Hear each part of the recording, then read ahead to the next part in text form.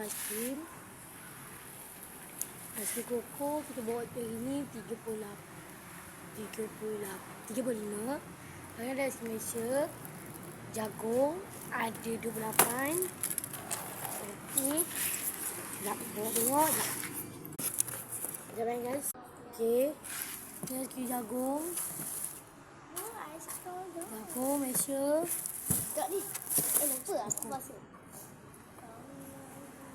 Lupa. Ni je kita bawa hari ni. Okey.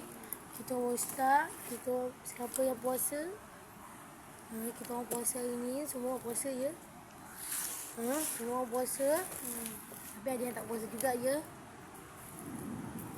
Hari ni kita orang pergi macam biasa. Imo, Alia, Isya, ada-ada. Nak pergi. Datang juga pergi lah. Tak lampang ke. Okey. Tunggu Alia naik atas. Lepas tu nanti sambung lah. Tak. Hujan. Orang tak tahu pun hujan. Jual. Itu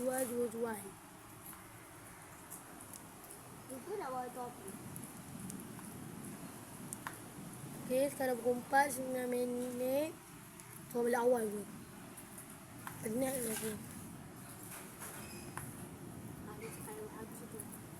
Dah Dia beli. nak puasa. Ni. Alah, aku puasa tu lah. Dia makan. Okay guys, kita sambung video ni. Ni kalau ada apa-apa, ada orang beli, kita tahu. Okay guys. Okay, tak ada rezeki kat sana. Kita orang akan beluk beef.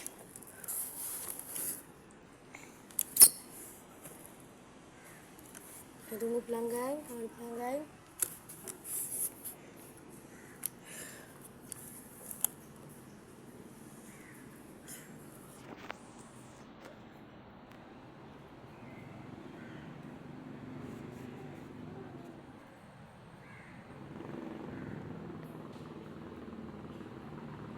Okay guys, nanti kita sambung. Okay. Bye. Okay guys. Tak turun lagi. Balik turun live. Kita turun lagi. Tunggu lagi ni. Okay, kalau ada apa dia tahu. Okay guys, kita orang nak pergi tu bilik batik. Nak pergi tu bilik batik. Nak ambil yang phone. iPhone Imo kita guna. Tapi Imo tu tak ada mana Imo pegang. Saya pegang. Nanti saya ke bawah, Alia pegang.